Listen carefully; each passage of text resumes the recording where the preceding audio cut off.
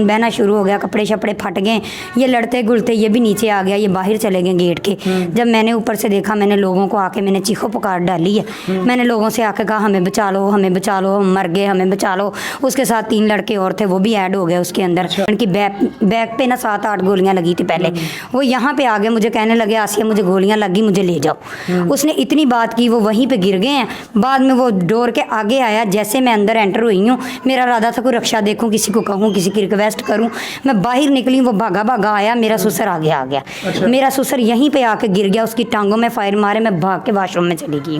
वो इस वक्त मैं लाहौर कैंची अमरसदू में मौजूद हूँ, जहाँ पर 6 रोज़ कबल एक ऐसा अफसोसनाक वाक़या पेश आया जिसमें एक घर नहीं बल्कि 11 घरों के अफराद जिनको ज़ख्मी किया गया, और उनमें से तकरीबन 2 जो लोग हैं वो जो है उनकी मौत वाक़या हो चुकी है।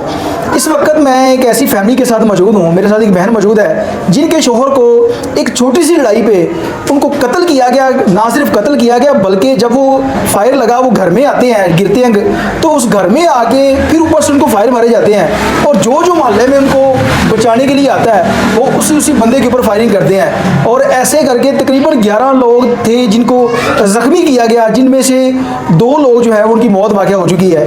इस फैमिली से जानते हैं कि कौन सी ऐसी लड़ाई हो गई थी और पुलिस इनके साथ क्या तामुन कर रही है, वो सारी बात इनसे बात करके जानते हैं। अस्सलाम वालेकुम। वालेकुम अस्सलाम। मेरी बहन मुझे ये बताइएगा कि आपके शोहर को उन लोगों ने कत्ल किया है, लड़ाई किस बात पे हुई थी, क्या मामला था? लड़ाई तो भाई हमारी उनसे कोई नहीं थी, हमने कभी उनको देखा तक भी नहीं था, ये पास ही रहते थे गली में। ना हमें ये पता था वो क्या करते हैं क्या नहीं करते, वो कहाँ पे रहते हैं। मुझे उनकी डेथ के बाद सब लोगों ने बताया कि उनकी रिहाइश इधर थी। ये मेरा बच्चा आता जाता था, नमाज़ पढ़ता था, जब भी आता था ना, ये गली के कोने पे एक पानो सीटों का खोखा है, वो लड़का उधर बैठता था। उनका लड़का बैठता था? जी, जाहिद मेहू जिसका नाम है, जो जिसकी लड़के की पिक्स भी हैं, दिखाएंगे आपको।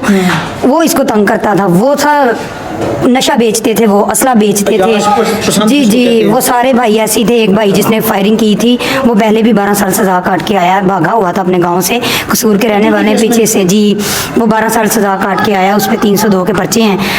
उसके बाद वो तंग करता था इसको, बच्चा वो 25 साल का, ये 15 साल का है। इसने घर पे आके पापा को बताया कि पापा मैं जब भी आता जाता हूँ वो लड़का मुझे खड़ा कर लेता है और मुझे बड़ा तंग करता है। मैं जब भी कहता हूँ मुझे जाने दो यार, क्या मसला है, तो कहता इधर ही खड़ा हो जा। कभी उसको चंड मार दी, कभी उसको धक्का दे दिया। ये बड़ा तंग पड़ रहा था उससे कि ये मेरे साथ ऐसे जैसे दुश्मनी पाल रहा है। जैसे इनके पापा को बताया तो एक दिन, ये जुमे का वाक़या जिस दिन हमारे घर ये अनहोनी हुई है, जुमे वाले दिन की बात है कि जी जुमा पढ़ के आए हैं। इनके बाबा जुमा पढ़ के घर आ गए, बाकी नमाज उन्होंने घर पे आके अदा की है, फ़र्ज़ उन्होंने जुमे के उधर ही पढ़े थे।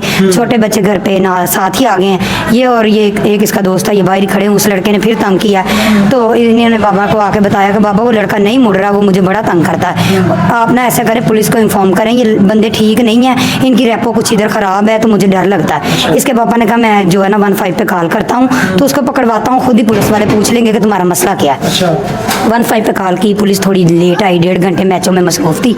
उसके बाद 1.5 घंटे बाद? जी, 1.5 घंटे बाद पुलिस आई है। लोगों ने तब तक कहा कि छोड़ दो, ये कौन सी लड़ाई है, आप लोग हाथापाई तो है नहीं है, ज़बान की लड़ाई है, छोड़ो बच्चे को, हम इसको समझा देंगे, ये है वो है। बात रफा दफा हो गई है। जैसे तूफान आया, तूफान के बाद तूफान थम गया, आके ये गेट उसने बड़ी ज़ोर से खड़काया। तो उमर ने नीचे देखा विंडो से ऊपर से कि कौन है, तो कह रहा पापा ये तो वही लड़का आ गया। इसके बाबा ने कहा ये पकड़ मोबाइल, में आ रहा हूँ। मोबाइल उसने सोफे पे फेंका। तो जल्दी से नीचे आए। यहाँ से जब ये उन्होंने डोर खोला, इसी डोर में से उन्होंने पहला अटैक किया। फायरिंग तब नहीं की, पहला अटैक किया कि उनके यहाँ पे मारा, उनका खून बहना शुरू हो गया, कपड़े शपड़े फट गए, ये लड़ते घुलते ये भी नीचे आ गया, ये बाहर चले गए गेट के। जब मैंने ऊपर से देखा, मैंने लोगों को आके मैंने चीखो पुकार डाली है। मैंने लोगों से आके कहा हमें बचा लो, हमें बचा लो, हम मर गए, हमें बचा लो। उसके साथ 3 लड़के और थे, वो भी ऐड हो गए उसके अंदर। मोहल्लेदार निकले, उन्होंने इनको छुड़ा दिया सबको ना, उस लड़के को भी भेज दिया, लड़कों को भी भेज दिया। हम गेट में खड़े हैं। जैसे इसने जाके उधर चाचू के घर बताया कि चाचू जी हमारी लड़ाई होगी, जल्दी से आए। हमारा उधर से मोहल्ला भी आ गया, जो जिसके बच्चे की जान चली गई है। मुझे उसका बड़ा अफसोस है, वो बच्चा देखने के लिए आया, उस माँ को कभी भी दोबारा बेटा नहीं मिलना, वो इस हादसे को देखने के लिए आया, उसकी जान चली गई है। उस माँ को हमने 2 बहनों का एक ही भाई था? एक भाई था, वो बेवा औरत थी, उसने अपने बच्चे के सर पे जिंदगी गुजारी थी। आज उसका बच्चा जवान हुआ था, उस दिन उसकी बर्थडे थी, 23 साल का हुआ था वो। मेरा दुख देखे मैं अभी भी कांप रही हूँ उसका, जब भी मैं नाम लेती हूँ ना मेरा जिस्म कांप जाता है। मुझे तो दुख लग गया था, जो लग गया था उसका बेटा कभी ना जाता, मैं ऐसा नहीं चाहती थी। वो देखने आया, उसको बैग से लगी है गोली, तो उसकी जान जान चली गई है। कि जब आपका शोहर घर से बाहर गया है जी। उसके बाद तो बाहर ही उन लोगों ने बाहर। पहले मारपीट की है जी, उसके बाद फायरिंग वो चले कब गए। फायरिंग उसके तब नहीं की उन्होंने। चले गए वो बाहर गली के कोने पे कहीं खड़े थे, हमें लोग बताते हम कौन देख रहे थे। अच्छा। गली के कोने पे खड़े, हमारी जैसी फैमिली आके गेट में खड़ी हुई है, वो अपने भाई को लेके आ रहा था, उसके पीछे उसकी माँ भी थी और 2 भाई और थे, 2 नामालूम बंदे थे, ये टोटल 6 लोग थे। जब आए फ्रंट पे जाहद और जाहद का भाई, क्या जाहद और रियाज फ्रंट पे थे, बाकी लोग उसकी बैक पे थे। पता नहीं कितने लोगों के पास पिस्टल थी, इतनी गोली एक से तो नहीं निकलती ना, कितने लोगों के पास थी हम ये भी नहीं जानते। और जैसे वो दोनों आए हैं तो रियाज को जो है ना, जाहद को हमारे लड़कों ने पकड़ लिया, मेरे देवर ने, जो भी हमारी फैमिली थी, मेरी सास ससुर सब बीच में ही थे, उन्होंने पकड़ा है। जैसे उन्होंने पकड़ा, जैसे हम लोग अब खड़े हैं, जैसे ही उस लड़के को पकड़ा सेंटर में, और उसके भाई ने यूं फायरिंग की है सारी, जिसको लगी उसने नहीं देखा। मेरे हस्बैंड की बैक पे ना 7-8 गोलियां लगी थी पहले। वो यहाँ पे आगे मुझे कहने लगे, आसिया मुझे गोलियां लगी, मुझे ले जाओ। उसने इतनी बात की, वो वहीं पे गिर गए हैं। बाद में वो डोर के आगे आया, जैसे मैं अंदर एंटर हुई हूँ, मेरा इरादा था कोई रक्षा देखूं, किसी को कहूँ, किसी की रिक्वेस्ट करूँ। मैं बाहर निकली, वो भागा आया, मेरा ससुर आगे आ गया। मेरा ससुर यहीं पे आके गिर गया, उसकी टांगों में फायर मारे, मैं भाग के वॉशरूम में चली गई। वो सारे फायर फ्रिज में लग गए हैं। शायद मेरी भी जान ना बचती, अल्लाह ने मेरे बच्चों के लिए मुझे बचा लिया। इन जालिमों से शायद बदला लेने के लिए मुझे बचा लिया।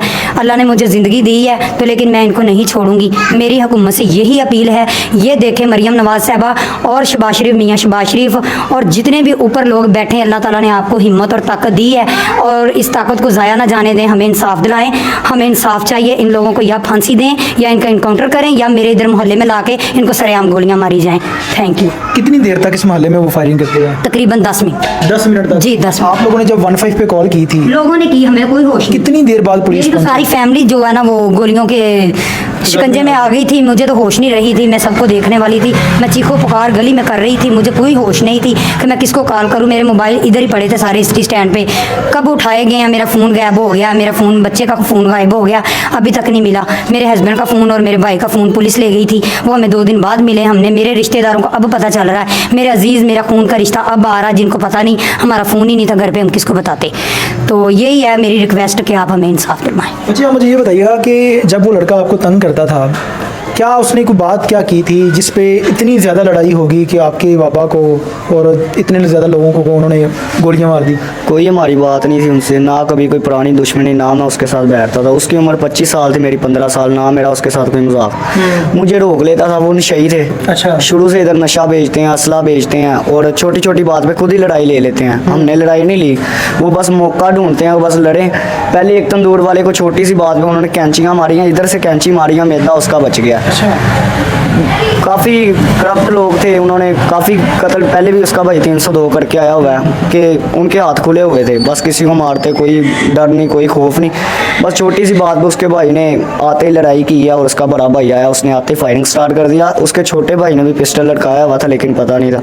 2-3 लोग थे, 2-3 भाई हैं जो, और बाकी 2 गैर मालूम है, उनका नहीं पता। क्या कहना चाहेंगे आप अपने बाबा के इंसाफ के लिए? ज़ाहिर सी बात है कि आप लोग तो अभी छोटे हैं, आपके बाबा ही थे जो आप लोगों की कफालत कर रहे थे, उनके इंसाफ के लिए क्या कहना चाहेंगे? और पुलिस क्या ताउन कर रही है अभी तक? देखें ना, अब तो हमारे घर का बड़ा कोई भी नहीं रहा, अब हम ही बड़े हैं, बस मामा है और हम 4 भाई हैं, बस, और कोई भी नहीं पुलिस क्या ताउन है। कर रही है? जैसे हमारा खानदान खत्म हो गया, वैसे हम भी चाहते हैं उनका भी पूरा खानदान खत्म हो। कोई, मेरी दादी को भी गोलियां लगी हैं, मेरी पुप्पो को भी लगी हैं, हमारी उनको औरतों को भी नहीं छोड़ा, बच्चों को भी नहीं छोड़ा, और हम भी यही आते हैं कि उनका कोई घर वाला ना छोड़े, कोई बच्चा, कोई बड़ा, किसी को ना देखें, सरेआम गोलियां मारे, और फिर हमें इंसाफ मिलेगा, तब भी हमारा खून गर्म होगा। उससे पहले हम ऐसे इंसाफ ले ही नहीं सकते जैसे, क्योंकि हम खुद पता नहीं रोटी भी खा सकते हैं कि नहीं, हम केस लड़ सकते हैं, कुछ भी नहीं कर सकते। हमारे पास पैसा नहीं है, हमारे पास पैसा नहीं है लगाने को। करो कि हमारे पास कुछ नहीं है, कुछ नहीं है हमारे पास, हमारे हाथ जुड़े हैं, हमारे पास कुछ नहीं है लगाने के लिए, हम बहुत गरीब हैं। ये मेरा किराए का घर है, मेरे बच्चे अभी काम नहीं करते, मैं बहुत परेशान हूँ, हमें तो तहफ़्फ़ुज़ दिया जाए, हमारी जान को ख़तरा है। तो पहले